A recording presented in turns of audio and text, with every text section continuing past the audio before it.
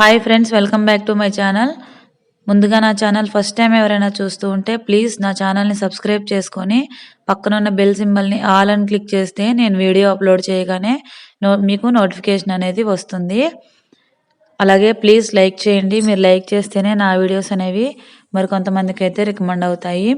ఈరోజు వీడియో అయితే క్యాబేజీ శనగపప్పు కర్రీ అయితే చేస్తున్నాను. ప్లీజ్ వీడియో మొత్తం చూడటానికి అయితే ట్రై చేయండి. వీడియోలోకి అయితే వెళ్ళిపోదాం. ముందుగా క్యాబేజీని ఈ విధంగా సన్నగా ముక్కలుగా తరుక్కోవాలి. తరుక్కున్న తర్వాత నేనైతే కుక్కర్లో వేస్తున్నాను. మీరు కావాలంటే గిన్నెలోనైనా పెట్టేసుకోవచ్చు. ఈ విధంగా మనం ముందుగా తరుక్కున్న క్యాబేజీని మొత్తం వేసేసుకోవాలి కుక్కర్లో.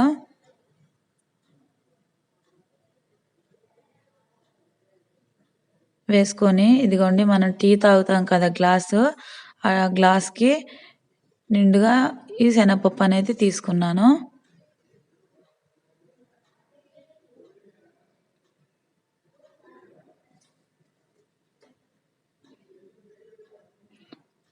ఇలా శనగపప్పు క్యాబేజీని శుభ్రంగా 2 సార్లు కడుక్కోవాలి.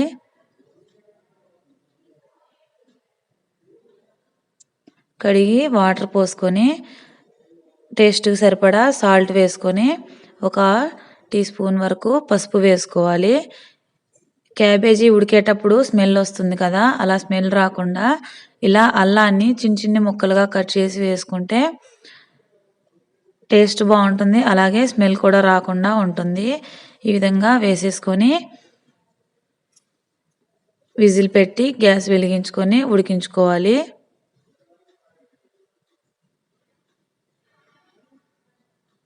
ఫస్ట్ సిమ్లో పెట్టి కాసేపు ఉడకనివ్వాలి.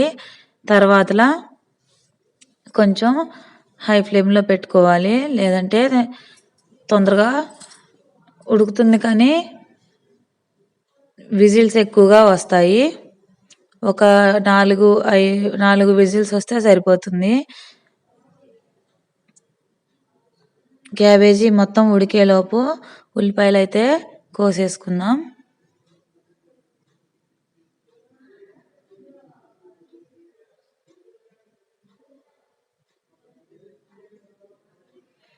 ఈ విధంగా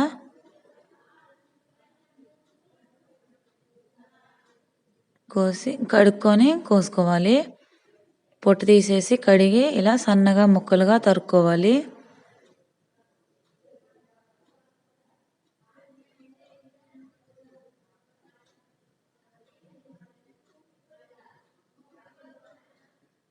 ఆవిరంతా పోయేదాకా ఉంచి ఇదిగోండి ఉడికిందా లేదా ఈ విధంగా చెక్ చేసుకుంటే ఇదిగోండి ఉడికిపోయింది. ఈ ఉడికిన దాన్ని చిల్లుడు గిన్నె ఉంటుంది కదా, ఆ చిల్లుడు గిన్నెలో వేసుకొని నీళ్లు మొత్తం పోయేదాకా వడకట్టుకోవాలి.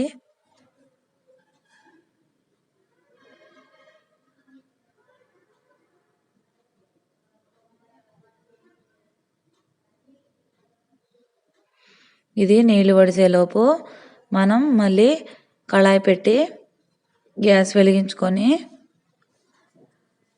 కూరకైతే ఆయిల్ వేసుకొని పోపు అనేది పెట్టుకోవాలి.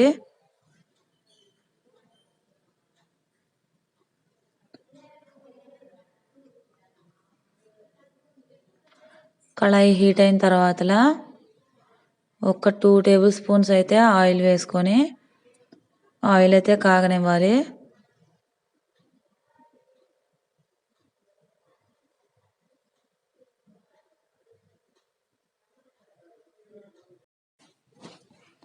ఆయిల్ హీట్ అయిన తర్వాత పోపు దినుసులు అనేవి వేసుకోవాలి. ఆవాలు, జీలకర్ర, మినపగుండ్లు, అలాగే శనగపప్పు వేసుకున్నాను. తర్వాత పోపు కొంచెం వేగిన తర్వాత కరివేపాకు వేసుకోవాలి. అవి కూడా మగ్గిన తర్వాత ముందుగా మనం కట్ చేసి పెట్టుకున్న ఉల్లిపాయ ముక్కలు ఉన్నాయి కదా, అవి వేసుకొని తాలింపు అనేది వేగనివ్వాలి.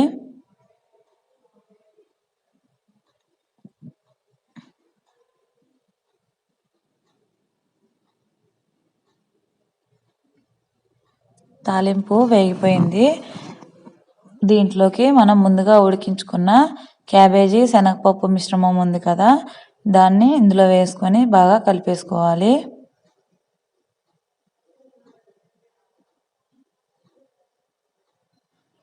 కలిపేసుకొని మూత పెట్టి మగ్గనివ్వాలి.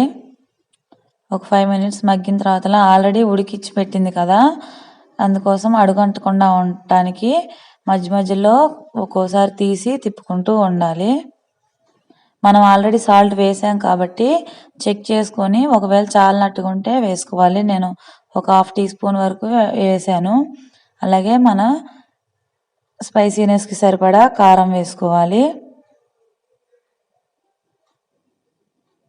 వేసుకొని మొత్తం కలిసేలాగా ఒకసారి అయితే కలిపేసుకోవాలి.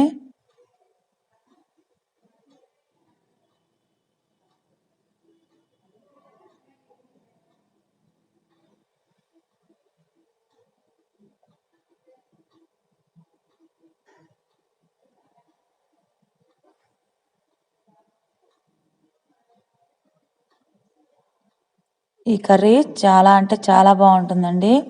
అన్నంలో కానీ చపాతీలో కానీ చాలా టేస్టీగా ఉంటుంది. మీరు కూడా ఒకసారి ట్రై చేయండి. ఎలా వచ్చిందో కమెంట్ సెక్షన్లో అయితే కమెంట్ చేయండి. ఇంతే అండి, ఈజీగా కుక్కర్లో వేసుకుంటే ఇంకా తొందరగా అయిపోతుంది. క్యాబేజీ శనగపప్పు కర్రీ రెడీ అయిపోయింది.